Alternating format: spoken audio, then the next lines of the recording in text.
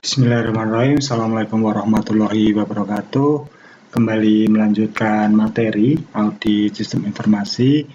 Nah, kali ini kita akan membahas mengenai pemisahan tugas dan fungsi dalam suatu sistem informasi untuk materi pertemuan 11 ya.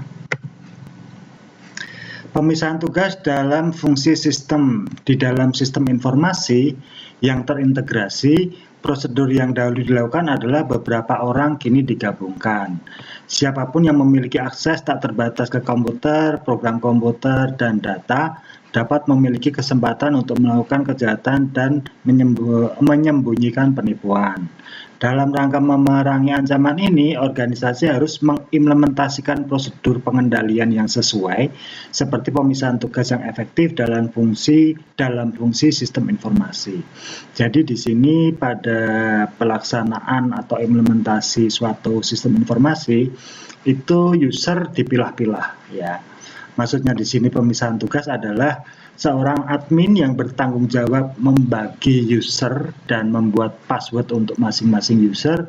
Nah, itu harus bisa memetakan siapa yang bertugas di divisi A, siapa yang bertugas di divisi B, sesuai dengan tupoksi masing-masing. Dan masing-masing user di sini itu mempunyai akun, user dan password masing-masing. Dan ini rahasia karena di sini di paragraf kedua hampir semua user atau orang atau brandware memiliki kesempatan untuk melakukan kejahatan dan menyembunyikan penipuan. Nah, ini yang dihindari. Makanya masing-masing user itu mempunyai password yang sifatnya rahasia, tidak untuk dibagi-bagikan ke pengguna lain.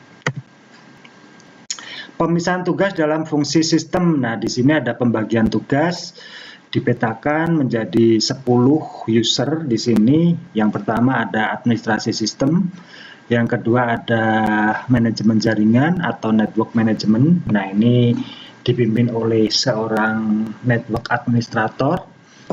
Yang ketiga ada security management atau security system. Ya, di sini dipegang oleh seorang network administrator juga yang mempunyai kewenangan mengenai keamanan suatu sistem informasi. Yang keempat, manajemen perubahan atau change management. Nah, di sini adalah orang yang mempunyai hak akses untuk merubah atau mengakses suatu sistem. Ya. Yang kelima, user. User itu para karyawan biasa sesuai dengan tupoksi masing-masing.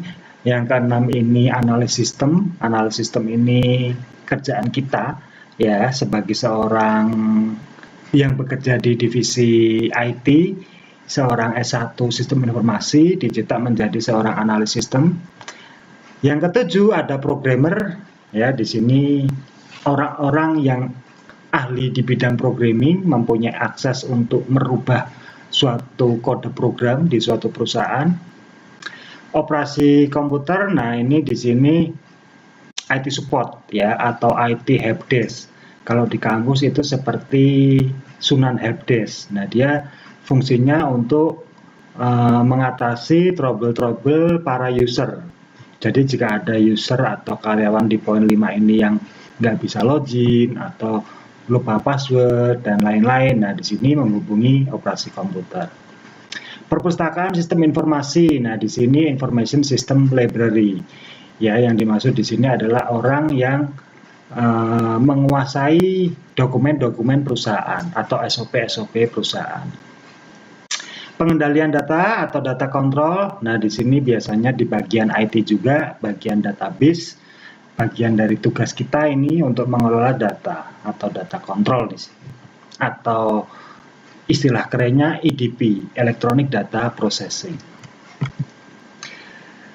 Pemisahan tugas dalam fungsi sistem merupakan hal yang penting untuk diketahui bahwa orang-orang yang melakukan fungsi ini haruslah orang-orang yang berbeda. Nah, di sini di suatu perusahaan memang biasanya itu dibagi-bagi ya, sesuai tugas masing-masing. Sesuai dengan slide ini ada 10 bidang. Nah, di situ di dalamnya ada orang-orang yang berbeda mempunyai user dan password masing-masing. Mengizinkan seseorang untuk melakukan 2 atau lebih pekerjaan akan menghadapkan perusahaan pada kemungkinan terjadinya penipuan. Nah, ini dihindari ya, kalau bisa sesuai bidang masing-masing, tidak dipasrahkan ke beberapa orang. Ya, makanya kalau perusahaan besar itu sudah dipilah-pilah sesuai dengan bagian masing-masing. Beda cerita kalau masih perusahaan kecil, SDM-nya jumlahnya cuman kecil. Nah, mungkin ini merangkap-rangkap. Ya, cuman di sini harus profesional sesuai dengan bidang masing-masing. Pengendalian atas akses secara fisik. Bagaimana keamanan akses secara fisik dapat dicapai? Nah, ini di sini dijelaskan tempatkan perlengkapan komputer di ruang yang terkunci dan batas akses hanya untuk personel yang memiliki otoritas saja. Nah, di sini kalau di kampus kayak di lab ya. Terus di ruang PSI. Memiliki hanya 1 atau 2 jalan masuk ke ruang komputer. Nah, ini hanya 1 pintu aja dan kuncinya ini yang bawa hanya 1 orang untuk keamanan secara fisik ya, ini belum software tapi secara hardware.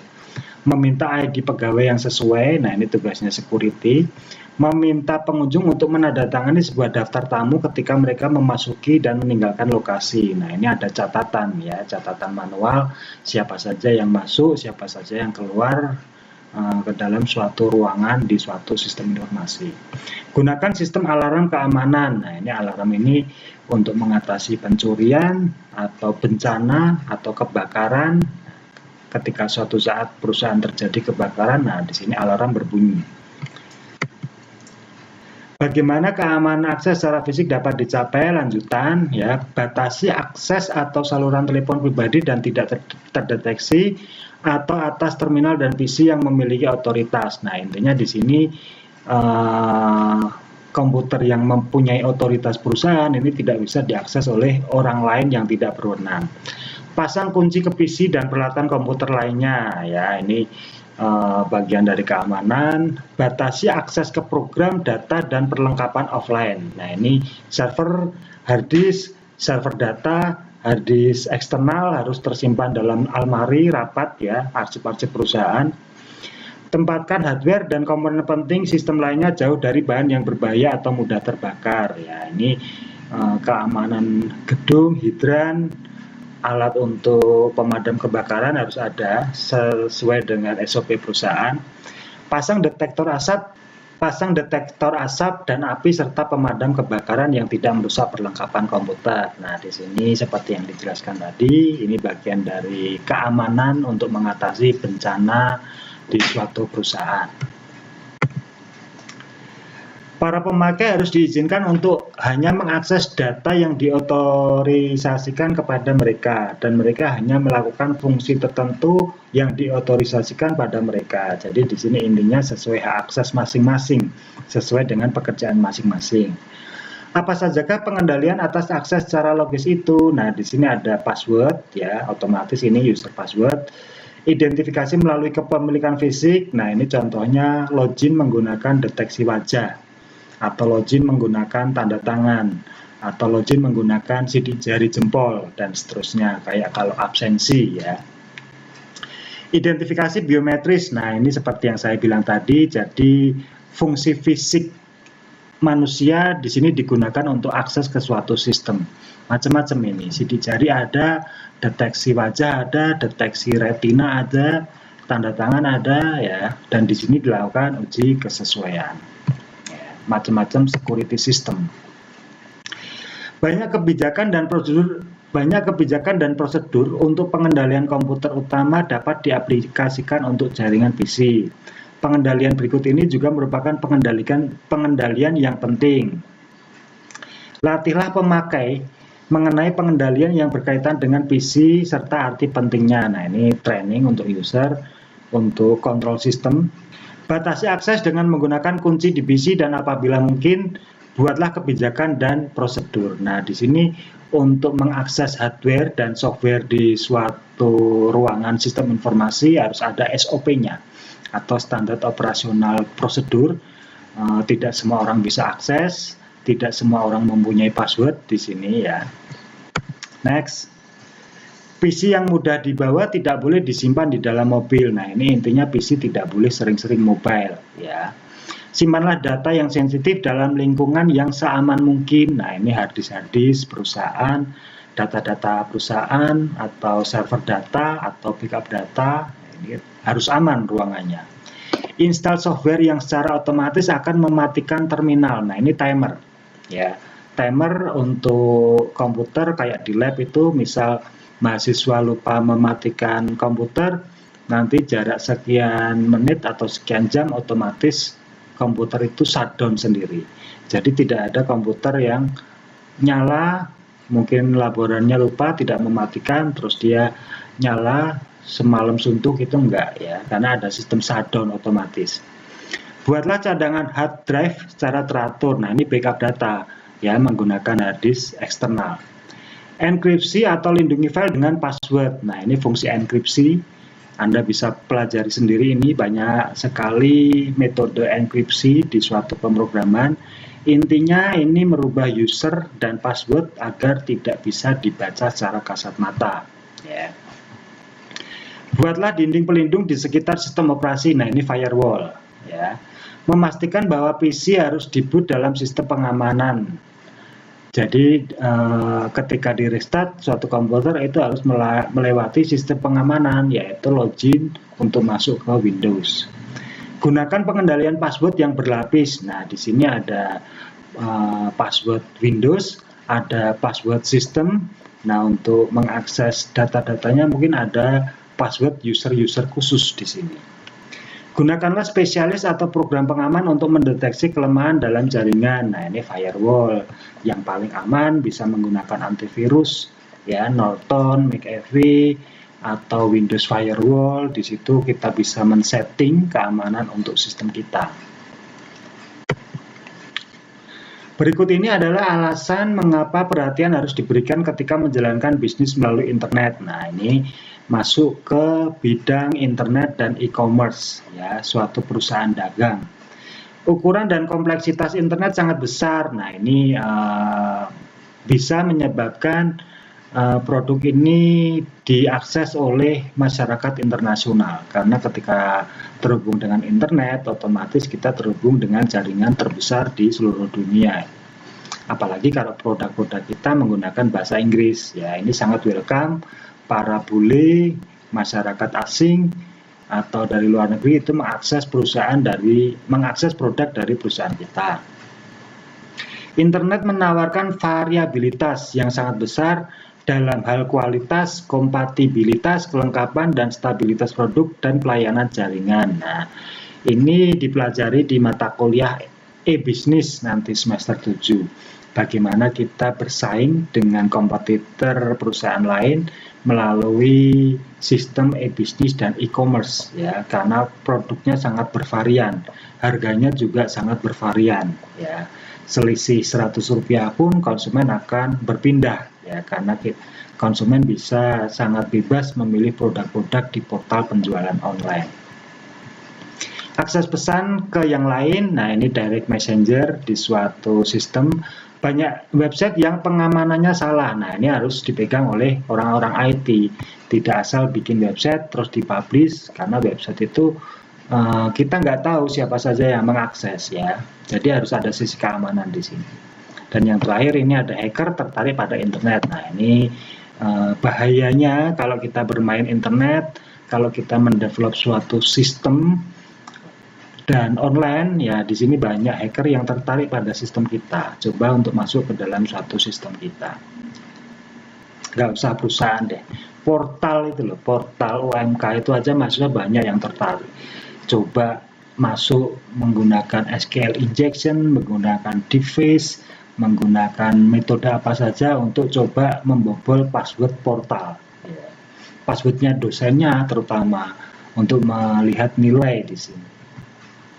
Cuman nggak ada kalau di SI ya.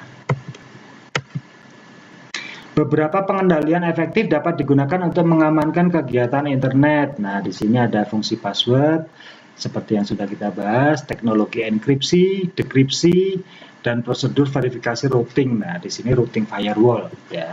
Jadi perusahaan itu tidak hanya menerapkan satu firewall, software-software yang dipasang di suatu server, tapi dia terkadang menggunakan firewall yang berlapis, sehingga keamanannya terjamin ya. Pengendalian lain adalah dengan cara memasang firewall. Nah, ini yang saya bahas tadi, hardware dan software yang mengendalikan komunikasi antara jaringan internal perusahaan yang kadang-kadang disebut sebagai jaringan yang dipercaya dan jaringan luar, jaringan yang tidak dipercaya. Firewall adalah pembatas antar jaringan. Jadi firewall itu apa? Ya server, ya komputer. Jadi dia pintu masuk dari luar ke sistem kita yang terhubung dengan internet. Ya. Biasanya di server firewall ini, di komputer firewall ini terpasang software-software yang bisa mendeteksi para hacker yang masuk. Ya, contohnya software-software firewall, Windows Firewall, software-software antivirus, ya, Norton, McAfee, dan lain-lain, dan sistem keamanan yang lain tentunya. Anda bisa browsing cara men-setting firewall dan seterusnya. Amplop elektronik, nah ini email, ya, email di suatu perusahaan. Dua kategori pengendalian yang mampu memastikan keterpeliharaan sistem. Di sini ada pengembangan proyek, pengendalian akuisisi, perubahan pengendalian manajemen. Oke, next saja. Ini manajemen proyek.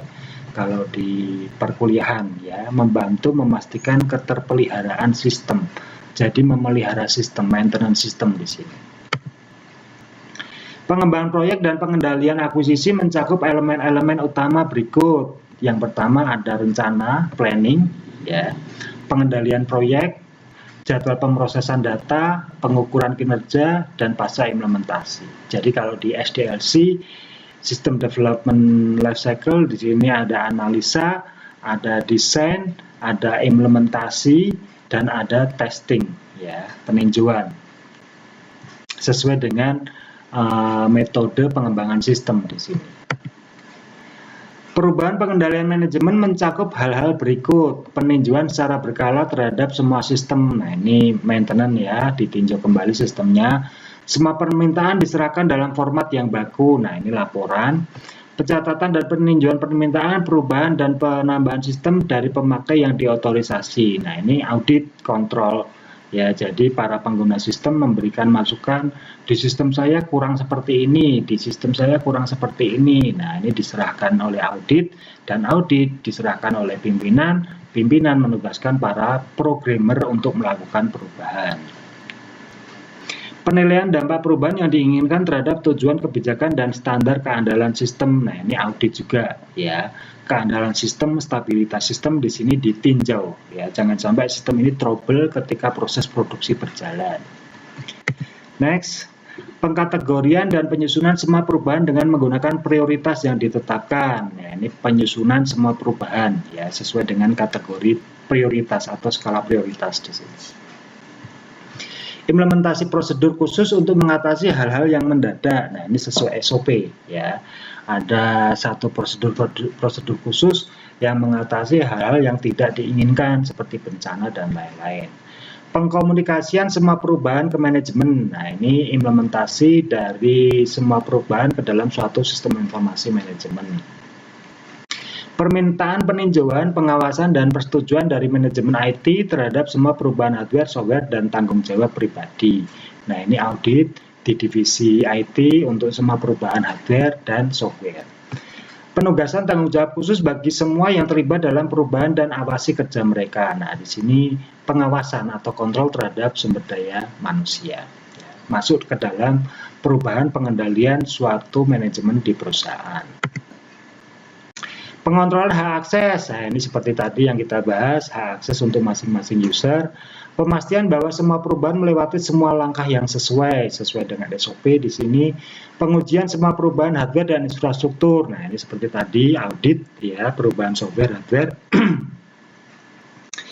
Pemastian adanya rencana untuk melindungi semua perubahan sistem yang kritis untuk menjaga kemungkinan adanya sistem yang tidak bekerja atau tidak berjalan dengan sesuai. Nah, ini di proses audit, ya, pemastian ada rencana pelindungan melindungi semua perubahan yang kritis. Jadi perubahan-perubahan itu tidak angger, ya, tidak asal perubahan. Jadi di sini ada satu kewenangan yang mengontrol ini. Jadi sistem tidak bekerja atau tidak berjalan dengan sesuai. Di sini diatasi, ya, oleh orang-orang yang mempunyai otorisasi. Implementasi fungsi kepastian kualitas. Nah, ini kualitas produksi dikontrol. Pembaruan semua dokumentasi dan prosedur ketika perubahan diimplementasikan. Nah, setiap ada perubahan, hasil dari audit, hasil dari kontrol itu didokumentasikan. Jadi tahu ya, sistem lama seperti ini, sistem baru seperti ini. Hardware lama seperti ini, hardware baru seperti ini. Ya. Ada laporannya di sini. Integritas. Perusahaan merancang pengendalian umum untuk memastikan bahwa lingkungan pengendalian berdasarkan komputer dari organisasi stabil dan dikelola dengan baik. Oke. Pengendalian aplikasi adalah untuk melindungi, mendeteksi, mengoreksi kesalahan dalam transaksi ketika mengalir melalui berbagai tahap dalam pemrosesan data. Nah, ini pengendalian aplikasi atau kontrol, audit, untuk melindungi, mendeteksi, dan mengoreksi kesalahan. Ya, jika ada kesalahan, ada bug di sini, dilaporkan ke pimpinan dan diteruskan ke programmer untuk dibenahi dalam suatu transaksi setiap tahap dalam pemrosesan data. Ya.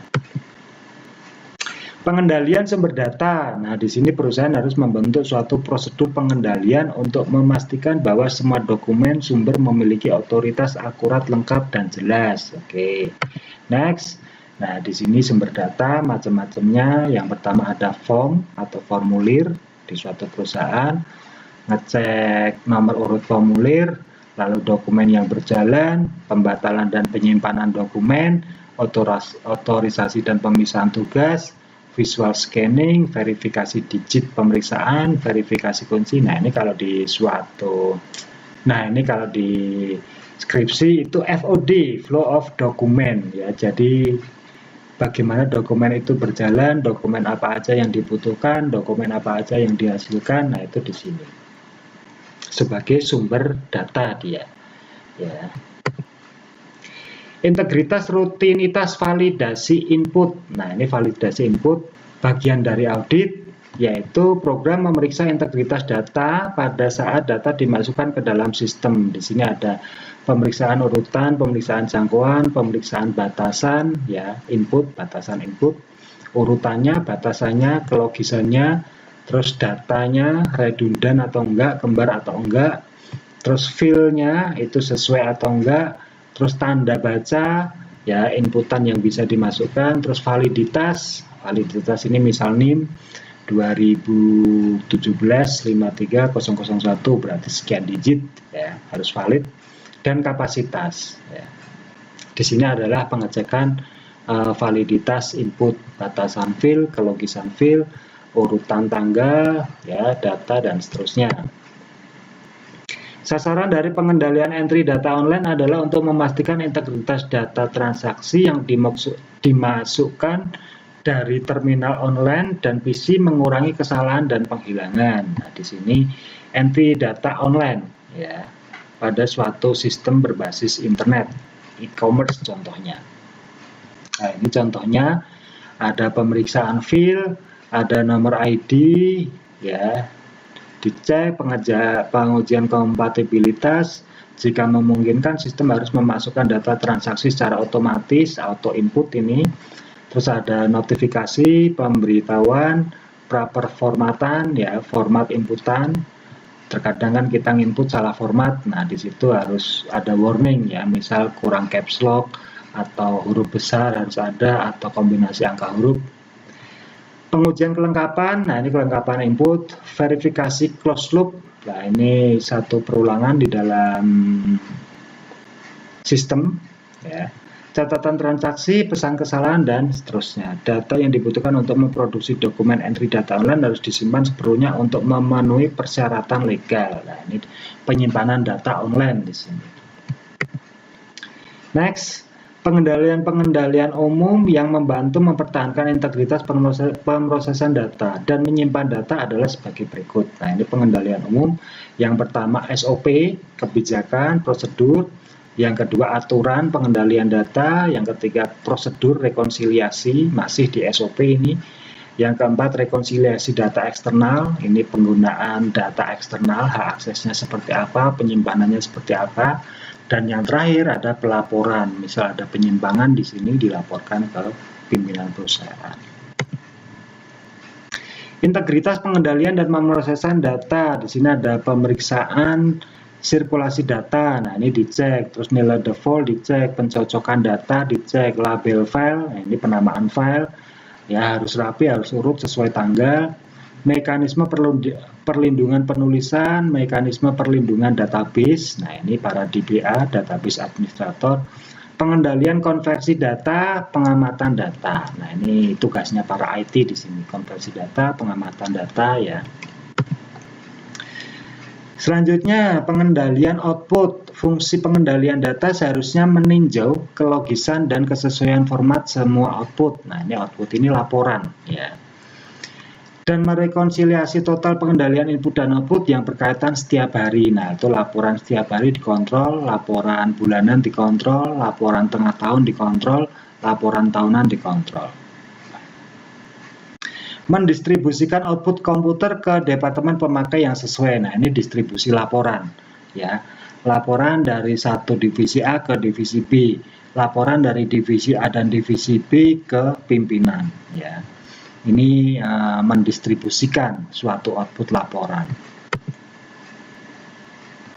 Mewajibkan pemakai untuk meninjau secara hati-hati kelengkapan dan ketetapan semua output komputer yang mereka terima. Nah, ini kontrol output para penerima laporan ini harus selektif ya. Lengkap atau enggak, tepat atau enggak, dicek sistemnya berjalan dengan baik atau enggak. Sistem yang baik itu menghasilkan laporan yang tepat, akurat ya. Menyobek atau menghancurkan data yang sangat rahasia. Nah, ini data-data rahasia di suatu perusahaan biasanya ada teori penyusutan atau kapan data ini dihilangkan atau dihancurkan sebagai dokumen rahasia perusahaan.